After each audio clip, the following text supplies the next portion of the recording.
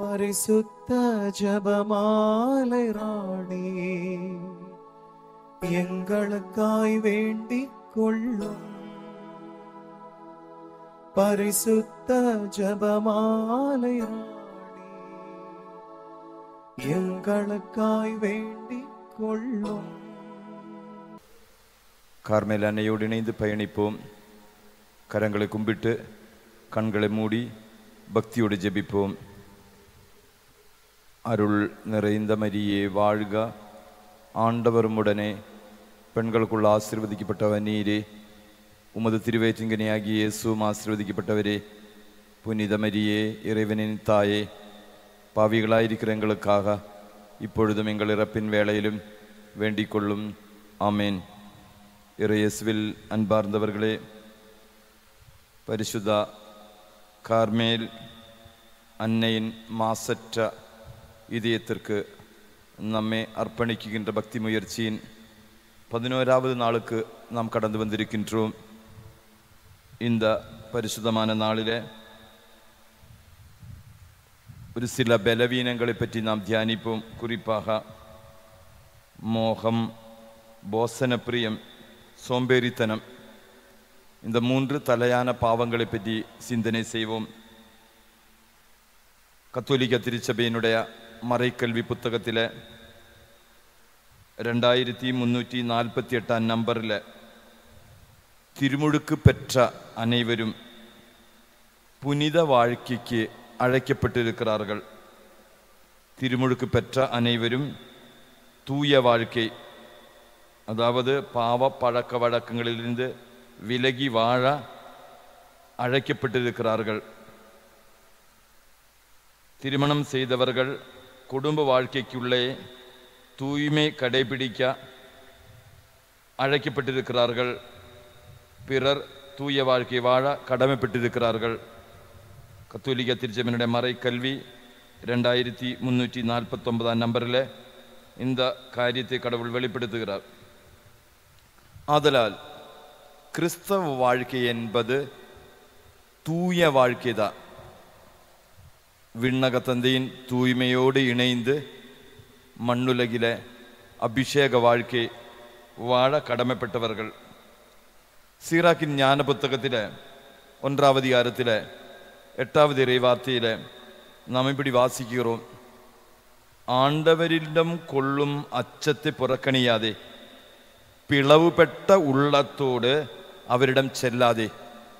அப்போ ஆண்டவரிடம் செல்லும் பொழுது, ஆண்டவரை அணுகும் பொழுது பிளவுபட்ட உள்ளம், டிவைடட் ஹார்ட், அப்படிப்பட்ட பிளவுபட்ட உள்ளத்தோடு ஆண்டவருக்கு பணிவிட செய்ய முடியாது. அப்போ தூய்மை என்பது அன்டிவைடட் ஹார்ட், பிளவுபடாத உள்ளத்தோடு ஆண்டவருக்கு பணிபுரிவது தான் தூய்மை என்பது, பரிசுத்தம் என்பது. 1 கொரிந்தியர் 6வது அதிகாரம் 12 20 முடிய இறைவசனங்களில் புனித பவுல் அடிகளார் இந்த பரிசுத்தத்தை பற்றி பரிசுத்தாவினால் ஆட்கொள்ளப்பட்டு வெளிப்படுத்துகிறார். எல்லாவற்றையும் செய்ய எனக்கு உரிமை உண்டு, ஆனால் எல்லாம் நன்மை தரக்கூடியது அல்ல. எல்லாவற்றையும் செய்ய எனக்கு உரிமை உண்டு, ஆனால் எதற்கும் நான் அடிமையாகிவிட மாட்டேன். பிறகு 13வது வசனத்தில் உடல் பரத்தமைக்கு அல்ல, ஆண்டவருக்குரியது, ஆண்டவரும் உடலுக்குரியவர். அதனால மறுபடியும் தொடர்ந்து வருகிற இறைவசனங்களில் உங்கள் உடல்கள் கிறிஸ்துவின் உறுப்புகள் என்று தெரியாதா? கிறிஸ்துவின் உறுப்புகளை எடுத்து விலைமகளின் உறுப்புகள் ஆகும்படி செய்யலாமா? கூடவே கூடாது. விலைமகளிரோடு சேருகிறவர் அவளோடு ஒரு உடல் ஆகுகிறார் என்று தெரியாதா? ஆதலால் உடலின் தூய்மை கடவுள் விரும்புகிறார். மனிதர் செய்யும் எப்பாவமும் உடலுக்கு புறம்பானது. ஆனால் பரத்தமையில் ஈடுபடுவோர் தம் சொந்த உடலுக்கு எதிராகவே பாவம் செய்கின்றனர். ஆதலால் நமது உடல் கடவுளின் கோயில். இந்த கடவுளின் கோயில் தூயதாக பாதுகாக்க வேண்டும் என்பது நமது கடமைதான். சீராக்கின் ஞான புத்தகம் 23வது அதிகாரம் 16 19 முடிய இறைவார்த்தைகளில், கொழுந்து விட்டெரியும் காமவெறி கொண்டோர் அவர்களது காமவெறி எரிந்து அடங்கினாலன்றி அணையாது. தகாத உறவு கொள்வோருக்கு எல்லா உணவும் இனியது. இறக்கும் வரை அவர்கள் சோர்ந்து போக மாட்டார்கள். ஆதலால் பரிசுத்த வாழ்க்கை மண்ணுலகில நாம் வாழ கடமைப்பட்டிருக்கிறோம். இந்த மோகத்தோடு இணைந்து வருகின்ற அடுத்த பாவம்தான் போசன பிரியம் என்பது. 1 கொரிந்தியர் 6வது அதிகாரம் 12வது 13வது இறை வார்த்தையில நான் இப்படி வாசிக்கிறோம். உணவுக்கென்றே வயிறு, வயிறுக்கென்றே உணவு, இவ ரெண்டையும் கடவுள் அழித்து விடுவார். உணவுக்கென்றே வயிறு, வயிறுக்கென்றே உணவு, இவ ரெண்டையும் கடவுள் அழித்து விடுவார். அதனால ஃபாஸ்டிங், நோன்பு இருக்கிறது, உபவாசம் இருக்கிறது, உடலின் எண்ணங்களுக்கு ஏற்றார் போல வாழாமல் இருக்கிறது கடவுள் நம்மிடமிருந்து விரும்புகின்ற ஒரு புண்ணியம்தான். அதனால புனித ரீத்தா ஆஃப் கியாசியா, கியாசியாவின் புனித ரீத்தா இந்த விஷயத்தை பற்றி நமக்கு சொல்லித் தருகின்ற மறையுண்மை, உடலின் எல்லா தேவைகளுக்கும் ஆமேன் என்று சொல்லி உடம்பினுடைய எல்லா தேவைகளும் பூர்த்தி செய்யக்கூடாது. ஒரு சில நேரங்களில் உடலுக்கிட்ட நோ சொல்லணும். அப்படி சொல்லாமல் இருந்தால் உடலினுடைய எல்லா தேவைகளும் நீ திருப்தி செய்தால் உன்னுடைய உடல் ஆத்துமாவின் தேவைகளுக்கு ஒத்துழைக்காது. ஜெப வாழ்க்கைக்கு அது ஒத்துழைக்காது. ஆத்மீய வாழ்க்கைக்கு என்னுடைய உடல் ஆத்துமாவோடு ஒத்துழைத்து பயணிக்க முடியாது. ஆதலால் உடலின் எல்லா தேவைகளும் பூர்த்தி செய்கிறவனுக்கு, கடவுளுக்கு உரியவனாக, தூயாவியோடு இணைந்து பயணிக்கிறவனாக அவனுக்கு வாழ முடியாது. கடவுளின் ஒரு ஊழியக்காரன் ஒரு நாள் நீண்ட காலமாக அவனுக்கு ஃபாஸ்டிங் இருக்க முடியல, உபவாசம் இருக்க முடியல. கடினமான போசன பிரியத்திற்கு உட்பட்ட ஒரு ஆண்டவரின் ஊழியக்காரன் ஒரு நாள் உபவாசம் இருக்க திட்டமிட்டார். காலையிலிருந்தே உபவாசம் இருக்க திட்டமிட்டார். ஒரு ஃபுல் டே உபவாசம் இருக்க அவன் திட்டமிட்டார். திட்டமிட்ட பிறகு உபவாசம் பரிசுத்தாவின் துணையோடு அவன் ஆரம்பித்தார். ஆனா உபவாசம் ஆரம்பிச்ச உடனே காலங்காத்தாலையில உடல் ஒத்துழைக்க மாட்டேங்குது.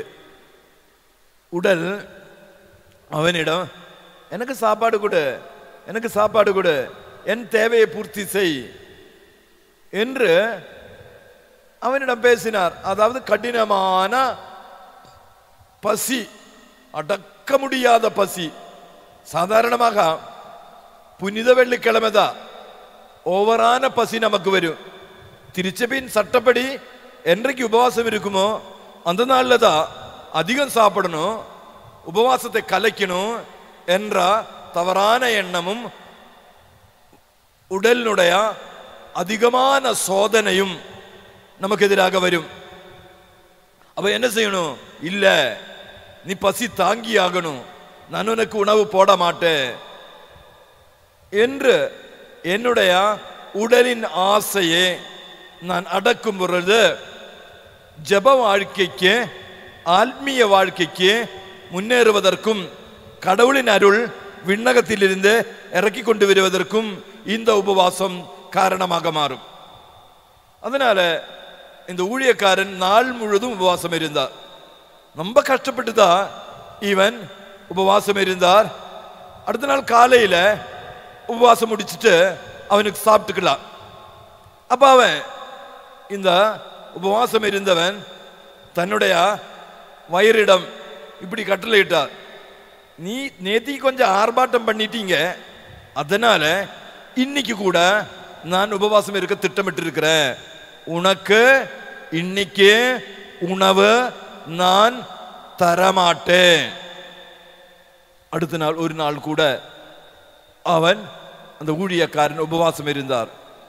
உடலின் ஆசையை அடக்கினார். உடலின் ஆசையை அடக்கும் பொழுது ஆத்மாவில் இருக்கக்கூடிய பரிசுத்தாவின் உந்துதல், பரிசுத்தாவின் பிரசன்னம் அதிகமாகும். அப்படி பிரசன்னம் பரிசுத்த ஆவி என்னோட உடலின் மீது பவர் வரும் பொழுது பரிசுத்தாவி விரும்புகின்ற காரியங்கள், பரிசுத்தாவி வழி நடத்துகின்ற வழிகள், அந்த வழிகளிலே பயணிக்க பரிசுத்தாவி சொல்லுகின்ற காரியங்கள் செய்யக்கூடிய பவர் ஆத்துமாவுக்கு வரும். ஆத்துமாவுக்கு உடலின் மீது அதிகாரம் வரும். இந்த அதிகாரம் தான் ஒரு ஃபாஸ்டிங் வழியாக, அதாவது போசன பிரியத்தை அடக்குவதன் வழியாக ஒருவருக்கு கிடைக்கிற அபிஷேகம் என்பது.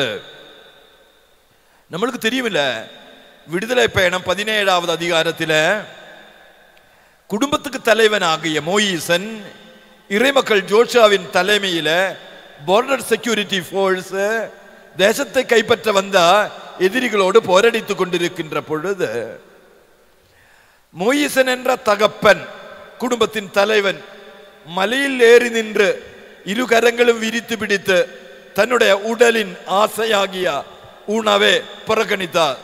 காலையிலிருந்து மாலை பொழுது வரையிலும் உணவு உண்ணாமல் பசியை அடக்கி, அந்த ஆசையை அடக்கி இரு கரங்களும் விரித்து பிடித்து கண்ணீரோடு தேவனுடைய ஆண்டவருடைய இரக்கத்திற்காக அழுது புலம்பி ஜெபித்தார், விண்ணப்பித்தார்.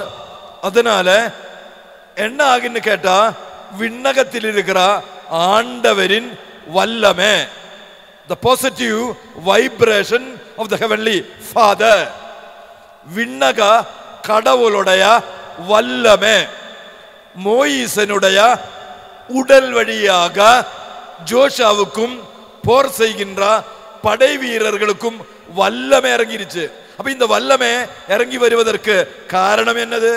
the body of Moses, மோசஸினுடைய மோயிசனுடைய உடல் வழியாக கடவுளின் வல்லமே ஜோஷுவாவுக்கும் மற்ற படை வீரர்களுக்கும் வழங்கப்பட்டது. அதனால ஜோஷுவாவும் படை வீரர்களும் எதிரிகளுக்கு எதிராக போரடித்து வெற்றி பெற்றனர். அப்போ ஒரு தேசம் வெற்றி பெறுவதற்கு மோயிசனுடைய ஃபாஸ்டிங், தன்னடக்கம், போசன பிரியம் அடக்கியதன் வழியாக, உடல் வழியாக கடவுள் வல்லமே மண்ணுக்கு இறங்கியது. அப்ப போசன பிரியம் ஆக இருக்கும் பொழுது வல்லமையும் இறங்காது, ஒன்றும் இறங்காது. காலையில டிஃபன், 11 மணிக்கு டீ, 1 மணிக்கு மட்டன் பிரியாணி, 4 மணிக்கு சிக்கன் ரோடு, 7 மணிக்கு மட்டன் சூப்பு, 8 மணிக்கு நல்ல சாப்பாடு. போசன பிரியம். போசன பிரியத்தினால என்னோட உடல் கடவுளோடு ஒத்துழைக்காது, கடவுளின் வல்லமே குடும்பத்திற்கு கடந்து வராது. ஆதலால் இந்த போசன, அதாவது உடலின் விருப்பங்களை நாம் புறக்கணிக்கும் பொழுது 2 காரியங்கள் வரும். ஒன்று, அடிக்கடி பசி வரும். அப்ப பசி வரும் பொழுது நாம் என்ன செய்வோம்? சாப்பிட போயிடுவோம். ஆனா பசியை அடக்கணும். 2வது, இந்த உடலின் ஆசையை நாம் அடக்கும் பொழுது 2வது வர்ற விஷயம் என்ன தெரியுமா? கோபம்.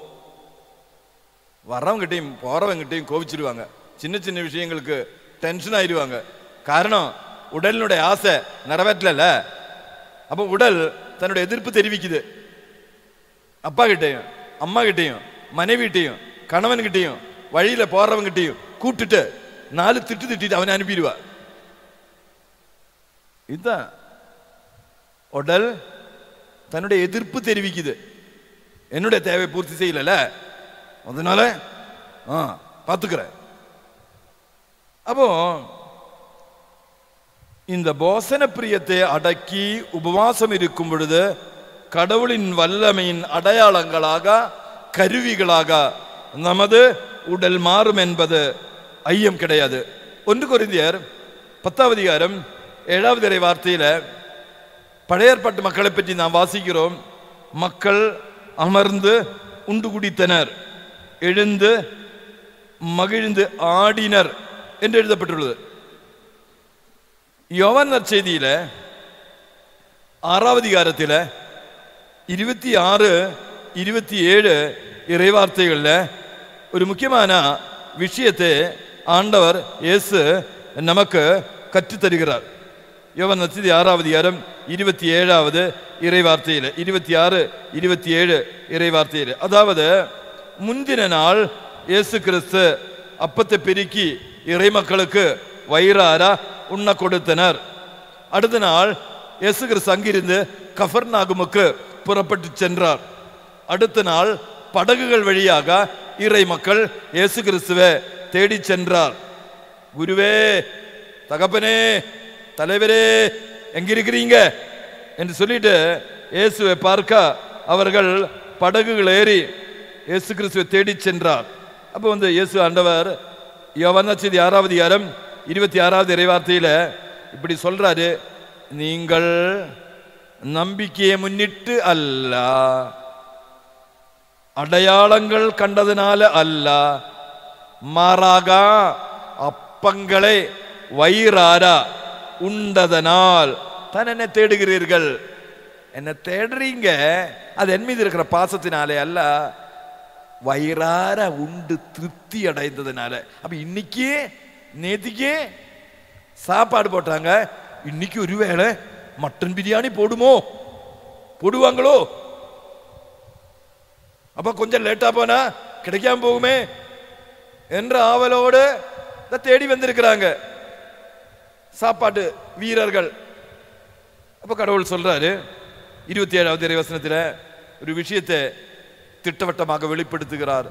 அழிந்து போகும் உணவுக்காக உழைக்க வேண்டாம், அழிந்து போகும் உணவுக்காக உழைக்க வேண்டாம், அழியாத நிலைவாழ்வு தருகின்ற உணவுக்காகவே உழையுங்கள், அவ்வுணவே மானிட மகன் உங்களுக்கு கொடுப்பார். அழியாத உணவு, அது என்ன உணவு? நிலைவாழ்வு தருகின்ற உணவு, அது என்ன உணவு? அந்த உணவுதான் நற்கருணை அப்பம், அந்த உணவுதான், அந்த பானியம் தான் இயேசுவின் இரத்தம். இந்த உணவு விண்ணக உணவு உண்டால் மண்ணக பசி உன்னை விட்டு நீங்கும். பைபிள்ல திட்டவட்டமாக அது ஆண்டவர் வெளிப்படுத்தி தருகிறார். யோவான் நற்செய்தி 53 57 முடி இறைவசனங்களில, அதாவது என்னோட உடலை உண்டால், என்னோட இரத்தத்தை குடித்தால் வாழ்வு, நிலைவாழ்வு, உயிர்ப்பு, நான் உன்னோடு இணைந்திருப்பேன், நீ என்னோடு இணைந்திருப்பீங்க. 4 ஆசீர்வாதங்கள். விண்ணக உணவு உண்டால், விண்ணக உணவு உண்டால் பசி இருக்காது. மண்ணகத்தின் மீது இருக்கிற அதிகமான ஆசை இருக்காது.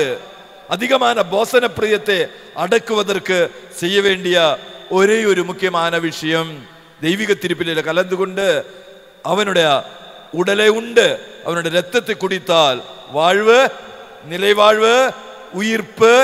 இயேசு என்னோடு இணைந்திருப்பார், நான் இயேசுவோடு இணைந்திருப்பார். இயேசுவோடு இணைந்திருந்தால் இயேசுவின் திட்டவட்டங்களுக்கு ஏற்றார் போல என்னுடைய உடலை நான் கட்டுப்படுத்துவேன். இயேசுவின் விருப்பங்களுக்கு ஏற்றார் போல என்னுடைய உடலை நான் அடக்கி இயேசு கிறிஸ்துவுக்கு என்னை அர்ப்பணிப்பேன். இதுதான் போசன பிரியத்தை அடக்குவதற்கான ஒரே ஒரு வழி. அதனால எசேக்கியேல் 16வது அதிகாரத்தில் 49வது இறைவசனத்தில், உன் சகோதரி சோதோமின் குற்றங்கள் இவையே, இருமாப்பு, உணவார்வம், சோம்பல். அவர்கள் ஏழை எளியோர்களின் கைகளை அவள் வலுப்படுத்தவில்லை. நிறைய சாப்பிட்டாங்க, நிறைய திருப்தியா இருந்தாங்க. ஆனா ஏழை எளியோர்கள் பசியால் வாடின பொழுது அவர்களை பலப்படுத்தல, அவங்களை வலுப்படுத்தல. இதுதான் ஏதோமின் குற்றம். நல்லா சாப்பிட்டுட்டு இருந்தீங்க, கீழே இருக்கிறவனை பற்றி கவலை இல்லை. செல்வந்தன் மொட்டை மாடியில நல்ல சாப்பாடு சாப்பிட்டாங்க, வாசப்படியில பட்டினி கிடக்கிற லாசரை பற்றி அவனுக்கு கவலையே இல்லை. போசன பிரியம் என்பது கடவுள் விரும்பாத விஷயம். அதனால பிலிப்பி திருமுகம் 3:19 இறைவசனத்தை சொல்லி இந்த விஷயத்தை நாம் முடிச்சிருவோம். பிலிப்பியர் 3:19, அழிவே அவர்கள் முடிவு, வயிறே அவர்கள் தெய்வம், மானக்கேடே அவர்களது பெருமை, அவர்கள் எண்ணுவதெல்லாம் மண்ணுலகை சார்ந்ததை பற்றியே.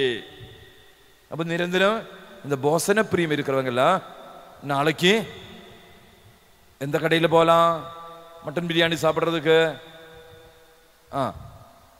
எந்த கடையில் எனக்கு தெரியல. அதாவது ஆம்பூரில் பிரியாணி கடை இருக்குதா? ஆம்பூர் பிரியாணி சூப்பர் பிரியாணியா? ஆம்பூர் கடையில் போகணுமா? ஹைதராபாத் பிரியாணி கடையில் போகணுமா? தலப்பாக்கட்டி கடையில் போகணுமா? இப்படிப்பட்ட ஒரு நாள் ஒரு கடையில், அடுத்த நாள் இன்னொரு கடை. இது மாடர்ன் கல்ச்சர் தான். இப்போ வீட்டிலெல்லாம் சமைக்கிறது இல்லை, சமையலெல்லாம் ஹோட்டலில் தான். அப்போ இப்படிப்பட்ட திட்டங்களில் அப்போ அழிவே அவர்கள் முடிவு, வயிறே அவர்கள் தெய்வம், மானக்கேடு அவர்களது பெருமை, அவர்கள் எண்ணுவதெல்லாம் மண்ணுலகை சார்ந்தவை. அப்போ வசன பிரியம் என்பது அழிவுக்கு, மானக்கேடுக்கு நம்ம இட்டு செல்லும். இந்த விஷயத்தில் நாம் இணைந்து சிந்திக்க வேண்டிய மூன்றாவது பலவீனம்தான் சோம்பேறித்தனம் என்பது. சோம்பேறித்தன வாழ்க்கை. எப்ப பார்த்தாலும் அப்படியே வேலை செய்யாமல் சோம்பேறியாக இருக்கக்கூடிய ஒரு சூழல். ரோமைய திருமுகம் 13 14 இறைவார்த்தையில தீய இச்சைகளை தூண்டும் ஊனியல்பின் நாட்டங்களுக்கு இடம் கொடுக்க வேண்டாம், கிறிஸ்துவை அணிந்து கொள்ளுங்கள். இதான் ஃபைனலா செய்ய வேண்டிய விஷயம். கிறிஸ்துவை அணிந்து கொள்ளுங்கள், கிறிஸ்துவோடு இணைந்து பயணித்துக் கொள்ளுங்கள். சோம்பேறித்தனத்துக்கு விபரீதமாக பவுலடிகளார் நமக்கு சொல்லித் தருகின்றார் ஒரு முக்கியமான விஷயம் என்னவென்றால் 2 தெசலோனி 3:6 முதலுள்ள இறைவசனங்களிலே, எங்களிடமிருந்து நீங்கள் பெற்றுக்கொண்ட முறையின்படி ஒழுகாமல் சோம்பி திரியும் எல்லா சகோதர சகோதரிகளிடமிருந்தும் விலகி நில்லுங்கள். நிரந்தரம் தூங்கிறது, சாப்பிடுறது, அப்படியே வெட்டி பேச்சு பேச்சிட்டு இருக்கிறது, இப்படிப்பட்ட சகோதர சகோதரிகளிடமிருந்து விலகி நில்லுங்கள். அதாவது சோம்பேறிக்கு கூட்ட வாழ வேண்டாம். மறுபடியும், உங்களிடம் நான் இருந்த பொழுது நாங்கள் சோம்பி திரியவில்லை. பவுலடிகளார் தன்னை பற்றி சொல்றாரு, உங்களோடு நான் பழகிய காலங்களில சோம்பேறியாக நான் இருக்கவில்லை, எவரிடமும் இலவசமாக நாங்கள் உணவருந்தவில்லை, மாறாக உங்கள் எவருக்கும் ஒருவருக்கும் சுமையாக ஈராதபடி ராப்பகலாய் பாடுபட்டு உழைத்தோம். 10வது வசனத்தில பவுலடிகளார் சொல்லுகிறார், உழைக்காதவன் உண்ணாமல் இருக்கட்டும், நெற்றியில வியர்வு கொண்டு அப்பம் உண்ண வேண்டும் என்று முதல் தந்தையாகிய ஆதாமுக்கு கடவுள் கட்டளையிட்டார். அதனால மத்தேயு நற்செய்தி 25வது அதிகாரத்தில் 29வது இறைவசனத்தில், ஒரு தாலந்து கிடைச்சவன் சோம்பேறியாக மண்ணில் புதைத்து வைத்தார். அவனிடம் கடவுள் சொன்னார், உள்ளவனுக்கு மீண்டும் கொடுக்கப்படும், இல்லாதவனுக்கு உள்ளது என்று நினைப்பது கூட எடுக்கப்படும். சோம்பேறியின் வாழ்க்கை ஆசீர்வதிக்கப்பட மாட்டாது. அதனால நீதிமொழிகள் 10வது அதிகாரம் 4வது இறைவார்த்தையை தியானித்து இந்த விஷயத்தை நாம் முடிச்சிடுவோம். வேலை செய்யாத கை வறுமையை வருவிக்கும், விடாமுயற்சியுடையோரின் கையோ செல்வத்தை உண்டாக்கும். வேலை செய்யாத கை வறுமையை வருவிக்கும், விடாமுயற்சியுடன் அவருடைய கையோ செல்வத்தை, அபிஷேகத்தை, ஆசீர்வாதத்தை உண்டாக்கும். அதனால நமக்கு கிடைத்த சமயம், நமக்கு கிடைத்த பணம், நமக்கு கிடைத்த ஆரோக்கியம், அது பயன்படுத்தி உழைத்து திருச்சபையை கட்டி எழுப்பணும், ஆத்மாக்களின் ஆதாயத்திற்காக பாடுபடணும். நீ புனிதனாக மாறுவதற்காக முயற்சி செய்யணும். உன்னோட உடல் வழியாக, உன்னோட சமயம் வழியாக கடவுளை மகிமைப்படுத்த வேண்டும். பரிசுத்த மாதா நிரந்தரம் கடவுளோடு இணைந்து பயணித்தவள், கடவுளின் சட்ட திட்டங்களுக்கு ஏற்றார் போல வாழ்ந்தவள். சோம்பேறியாக பரிசுத்த மாதா இருக்கவில்லை. நிரந்தரம் ஆராதனையின் வாழ்க்கை, புகழ்ச்சியின் வாழ்க்கை. பரிசுத்த மாதாவின் துணை தேடுவோம். கார்மேல் அன்னைக்கு நமது வாழ்க்கை ஒப்புக் கொடுப்போம். கரங்கள் கும்பிட்டு கண்களை மூடி ஜெபிப்போம். அருள் நிறைந்த மரியே வாழ்க, ஆண்டவரும் உடனே, பெண்களுக்குள் ஆசீர்வதிக்கப்பட்டவர் நீரே, உமது திருவயிற்றிங்கனி ஆகிய இயேசுவும் ஆசீர்வதிக்கப்பட்டவரே. புனித மரியே, இறைவனின் தாயே, பாவிகளாயிருக்கிற எங்களுக்காக இப்பொழுதும் எங்கள் இறப்பின் வேளையிலும் வேண்டிக் கொள்ளும். ஆமீன்.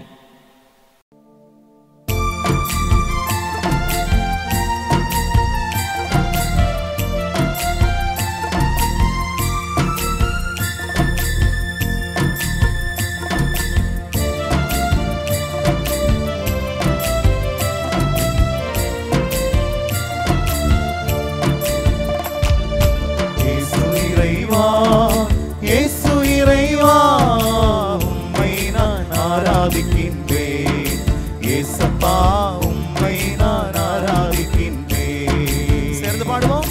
இயேசு இறைவா, இயேசு இறைவா, உம்மை நான் ஆராதிக்கின்றேன். இயேசப்பா, உம்மை நான் ஆராதிக்கின்றேன். இறைவா, இறைவா, உம்மை ஆராதிக்கின்றேன். இதயம் இனிதே உம்மை ஆராதிக்கின்றேன்.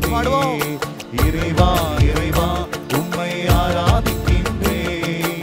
இதயம் இனிதே உம்மை ஆராதிக்கின்றேன்.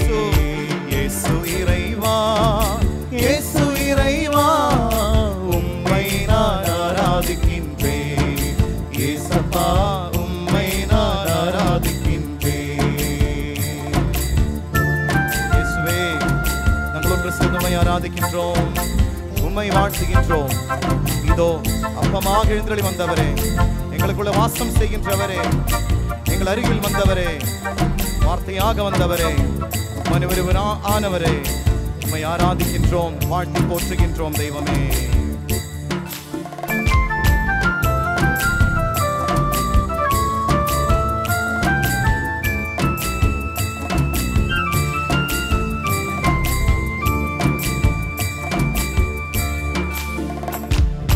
ஆபிரகாமின் இறைவனே ஆராதிக்கின்றேன். ஈசாக்கின் இறைவனே ஆராதிக்கின்றேன்.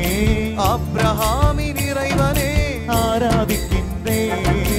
ஈசாக்கின் இறைவனே ஆராதிக்கின்றேன். யாக்கோபின் இறைவனே ஆராதிக்கின்றேன். யாக்கோபின் இறைவனே ஆராதிக்கின்றேன். இறைவா, இறைவா, உம்மை ஆராதிக்கின்றேன். இதயம் இனிதே உம்மை ஆராதிக்கின்றேன். இறைவா, இறைவா, இறைவா, உம்மை ஆராதிக்கின்றேன். இதயம் இனிதே உம்மை ஆராதிக்கின்றேன்.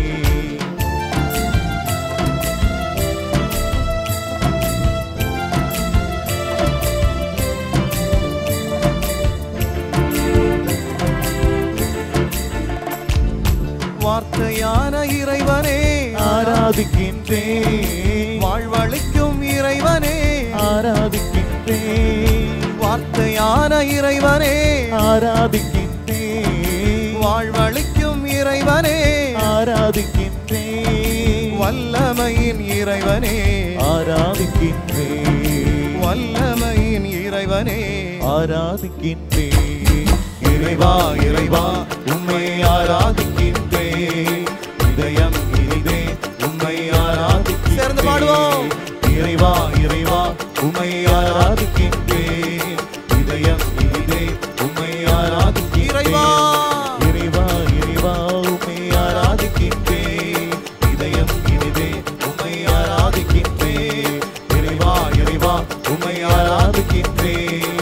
இதயம் இனிதே உம்மை ஆராதிக்கின்றேன். கரமுயர்த்தி குரல் எழுப்பி ஆண்டவரை நோக்கி ஸ்துதிப்போமா, ஆராதிப்போமா, ஒன்று சேர்ந்து ஆராதிப்போமா. குரல் எழுப்பி ஹல்லேலூயா ஹல்லேலூயா. இயேசுவே ஆராதனை ஆராதனை ஆராதனை. இயேசுவே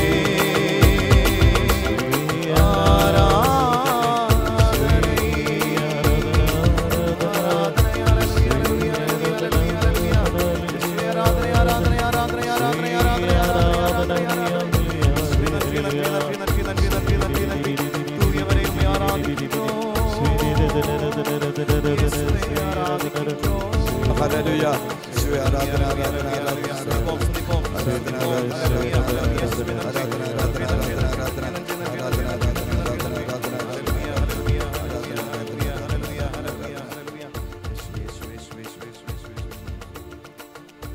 இதோ நற்கருணை ஆண்டவர், நம்மை நேசிக்கிறவர், நமக்காக மண்ணுலகுக்கு இறங்கி வந்தவர், வார்த்தையாக மனு உருவானவர். யோவான் நற்செய்தி 1:14 இறை வார்த்தை, வார்த்தை மனு உருவானார், நம்மிடையே குடிகொண்டார். திருவெளிப்பாடு 22 அவர்களது கண்ணீரை நான் துடைப்பேன், இனி அழுகை ஈராது, சங்கடம் இருக்காது, கவலை இருக்காது. நமது கவலைகளையும் சங்கடங்களையும் சோர்வுகளையும் சோதனைகளையும் வாழ்க்கை பயணத்தில் முன்னேறுகின்ற பொழுது வருகின்ற விபரீதங்களையும் அப்புறப்படுத்துகிறவர் நம் தகப்பன், நம் அன்பு தேவன், நம்ம இயேசு ஆண்டவர் பலிபீடத்தில் அமர்ந்திருக்கிறார். நம் ஆண்டவர் நம்மை அழைக்கின்றார். மத்தேயு நற்செய்தி 5:48 இறை வார்த்தை, உங்கள் விண்ணக தந்தை நிறைவுள்ளவராய் இருப்பது போல் நீங்களும் நிறைவுள்ளவராய் இருங்கள். இது கடவுள் விடுக்கின்ற ஒரு அழைப்பு தான்.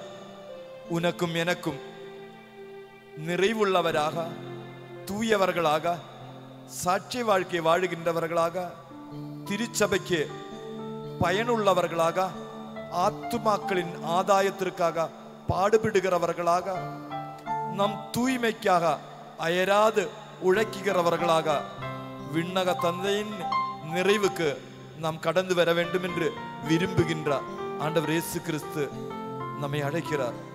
மக்களே, தூயவராகுவதே உங்களை பற்றிய கடவுளின் திருவுளம்.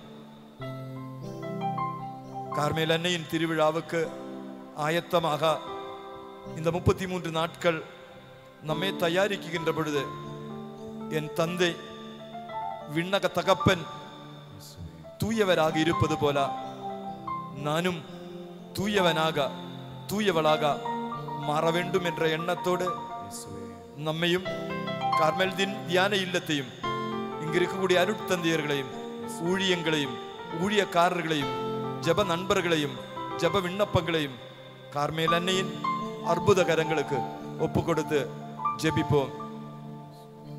இந்த முதல் 10 மணியில பரிசுத்த மாதாவின் மாசற்ற இதயத்திற்கு நம்மையும் நமது ஊழியங்களையும் ஒப்பு கொடுத்து பக்தியோடு கரங்கள் கும்பிட்டு ஜெபிப்போம். பரலோகத்தில் இருக்கிற எங்கள் பிதாவே, உம்முடைய நாமம் அர்ச்சிக்கப்படுவதாக, உம்முடைய ராஜ்யம் வருக, உம்முடைய சித்தம் பரலோகத்தில் செய்யப்படுவது போல பூலோகத்திலும் செய்யப்படுவதாக. எங்கள் அனுதின உணவை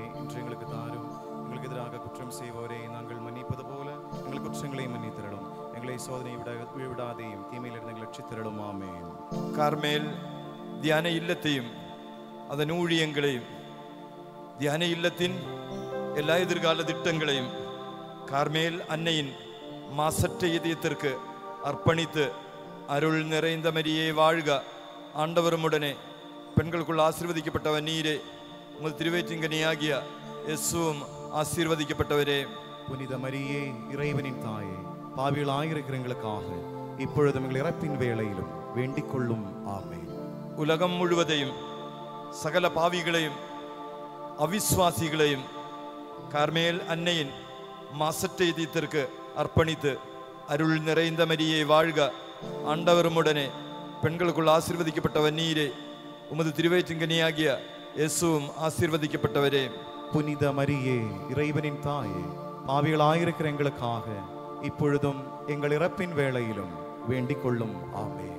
கார்மேல் தியான இல்லத்தில் ஊழியம் செய்கின்ற எல்லா அருட்தந்தையர்களையும் கார்மேல் அன்னையின் மாசற்ற இதயத்திற்கு அர்ப்பணித்து அருள் நிறைந்த மரியே வாழ்க, ஆண்டவருமுடனே பெண்களுக்குள் ஆசீர்வதிக்கப்பட்டவர் நீரே, உமது திருவயிற்றின் கனியாகிய இயேசுவும் ஆசீர்வதிக்கப்பட்டவரே. புனித மரியே, இறைவனின் தாயே, பாவிகளாயிருக்கிற எங்களுக்காக இப்பொழுதும் எங்கள் இறப்பின் வேளையிலும் வேண்டிக் கொள்ளும். ஆமென்.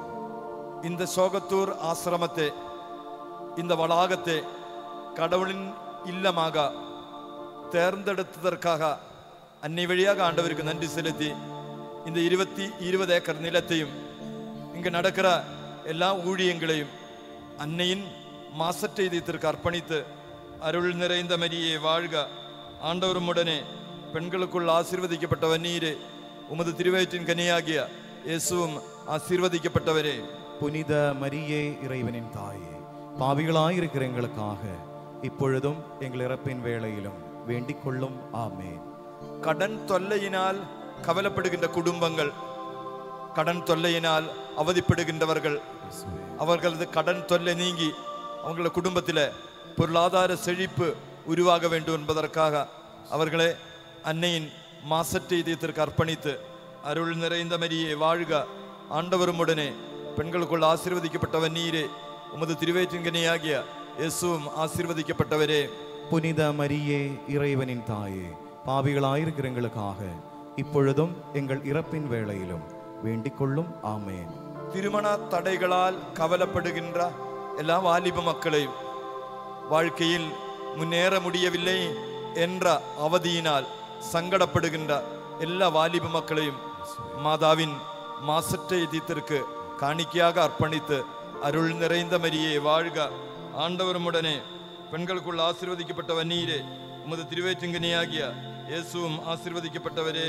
புனித மரியே, இறைவனின் தாயே, பாவிகளாயிருக்கிற எங்களுக்காக இப்பொழுதும் எங்கள் இறப்பின் வேளையிலும் வேண்டிக் கொள்ளும். ஆமென்.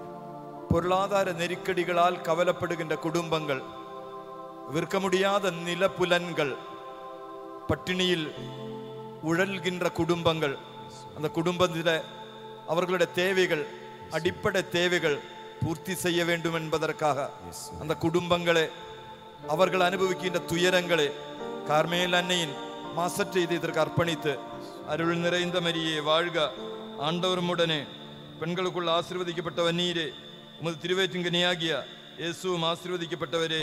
புனித மரியே, இறைவனின் தாயே, பாவிகளாயிருக்கிற எங்களுக்காக இப்பொழுதும் எங்கள் இறப்பின் வேளையிலும் வேண்டிக் கொள்ளும். ஆமென். குழந்தை பாக்கியத்திற்காக நீண்ட காலம் விண்ணப்பித்த பிறகும் குழந்தை செல்வங்கள் இல்லாமல் கஷ்டப்படுகின்ற தம்பதியர்களுக்காக அவர்களே பரிசுத்த கார்மேல் அன்னையின் மாசற்ற இதயத்திற்கு அர்ப்பணித்து அருள் நிறைந்த மரியே வாழ்க, ஆண்டவருமுடனே பெண்களுக்குள் ஆசீர்வதிக்கப்பட்டவர் நீரே, உமது திருவயிற்றின் கனியாகிய இயேசுவும் ஆசீர்வதிக்கப்பட்டவரே. புனித மரியே, இறைவனின் தாயே, பாவிகளாயிருக்கிற எங்களுக்காக இப்பொழுதும் எங்கள் இறப்பின் வேளையிலும் வேண்டிக் கொள்ளும். ஆமென். பலவிதமான வாழ்க்கையின் தோல்விகளால் டிப்ரெஷன் வியாதியில் இருக்கக்கூடியவர்கள், மனநோயினால் கஷ்டப்படுகின்றவர்கள், தற்கொலை எண்ணத்தோடு வாழுகின்றவர்கள், இந்த மக்களை அனைவரையும் கார்மேல் அன்னையின் மாசற்ற இதயத்திற்கு அர்ப்பணித்து அருள் நிறைந்த மரியே வாழ்க, ஆண்டவருமுடனே பெண்களுக்குள் ஆசீர்வதிக்கப்பட்டவன் நீரே. உமது திருவயிற்றின் கனியாகிய இயேசுவும் ஆசீர்வதிக்கப்பட்டவரே. புனித மரியே இறைவனின் தாயே, பாவிகளாயிருக்கிற எங்களுக்காக இப்பொழுதும் எங்கள் இறப்பின் வேளையிலும் வேண்டிக் கொள்ளும். ஆமேன். குடும்ப அமைதி இழந்த குடும்பங்கள், சமாதானமில்லாத குடும்பங்கள், இந்த குடும்பங்களில் இறை அமைதி நிலவ அந்த குடும்பங்கள் விண்ணக குடும்பங்களாக மாறா, தூயாவி தங்குகின்ற கோயில்களாக மாறா மாதாவின் மாசற்ற இதயத்திற்கு அர்ப்பணித்து அருள் நிறைந்த மரியே வாழ்க, ஆண்டவரும் உடனே பெண்களுக்குள் ஆசீர்வதிக்கப்பட்டவன் நீரே. உமது திருவயிற்றின் கனியாகிய இயேசுவும் ஆசீர்வதிக்கப்பட்டவரே. புனித மரியே இறைவனின் தாயே, பாவிகளாயிருக்கிற எங்களுக்காக இப்பொழுதும் எங்கள் இறப்பின் வேளையிலும் வேண்டிக் கொள்ளும். ஆமேன். பிதாவுக்கும் சுதனுக்கும் பரிசுத்தாவிக்கும் மகிமை உண்டாவதாக. தொடக்கத்தில் இருந்து இப்பொழுதும் எப்பொழுதும் என்றென்றும் இருப்பதாக. ஆமேன். பரிசுத்த மாதாவின் மாசற்ற இதயத்திற்கு நம்மை அர்ப்பணிப்போம். தொடர்ந்து வருகின்ற நாட்களிலே பரிசுத்த கார்மேல் அன்னை நற்கருணை ஆண்டவரிடம் நமக்காக பரிந்து பேச வேண்டும் என்பதற்காக அன்னையின் மாசற்ற இதயத்திற்கு நம்மையும் நமது குடும்பங்களையும் ஜெப விண்ணப்பங்களையும் அர்ப்பணிப்போம்.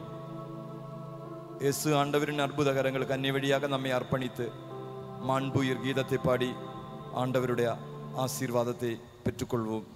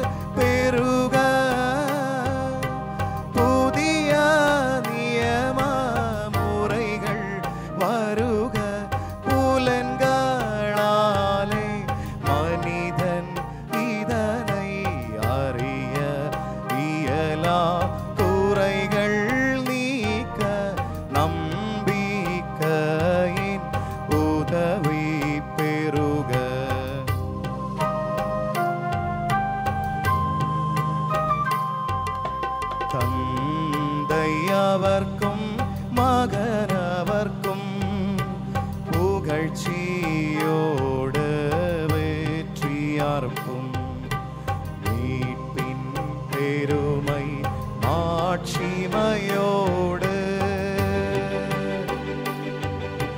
வலிமை வாழ்த்து யாவுமாக இருவரிடமாய்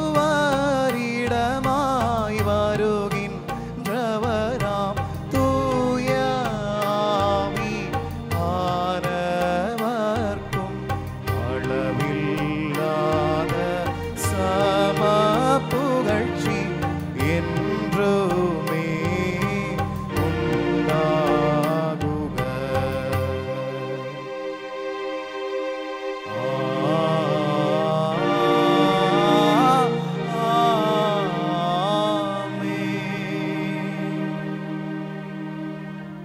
மன்றாடுவோமாக. இறைவா, இந்த வியப்புக்குரிய அருள் அடையாளத்திலே உம்முடைய பாடுகளின் நினைவை எங்களுக்கு விட்டு சென்றீர். உம் திரு உடல் திரு ரத்தமாகியவற்றின் மறைப்பொருளை வணங்கும் நாங்கள் உமது மீட்பின் பயனை இடைவிடாமல் துய்த்து உணர்ந்து மகிழ அருள்வீராக. தந்தையாகிய இறைவனோடு தூயாவியாரின் ஒன்றிப்பில் இறைவனாய் என்றென்றும் வாழ்ந்து ஆட்சி செய்கின்ற உம்மை மன்றாடுகின்றோம். ஆமென்.